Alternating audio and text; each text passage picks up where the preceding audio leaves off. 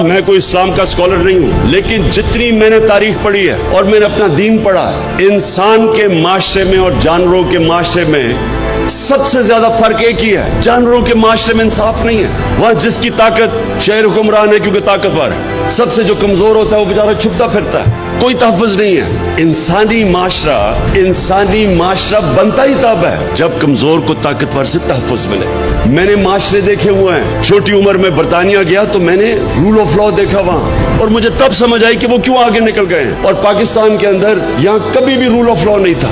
علامہ اقبال جیسے ایسا بڑا ذہن، اس نے تصور دیا اس ملک کا، مدینہ کے ریاست کے اصولوں کے اوپر اس ملک نے کھڑا ہونا تھا، اسلامی فلاحی ریاست۔ تو مدینہ کی ریاست کا اصول تو نمبر 1 عدل اور انصاف تھا۔ انصاف خوشحالی لے کے آتا ہے۔ جہاد فرض ہے مسلمانوں پہ، کیوں؟ کیونکہ جہاد میں آپ ظلم سے بھاگتے نہیں ہیں، ظلم کے سامنے سر نہیں جھکاتے، ظلم کا مقابلہ کرتے ہیں۔ یہ حکم ہے اللہ کا، اللہ کو تو کوئی فائدہ نہیں پہنچا سکتا۔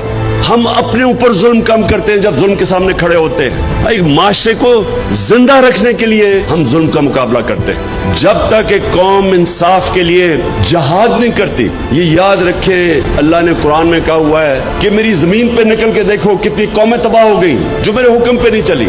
اللہ کا سب سے بڑا حکم کہ میری زمین پہ انصاف قائم کرو۔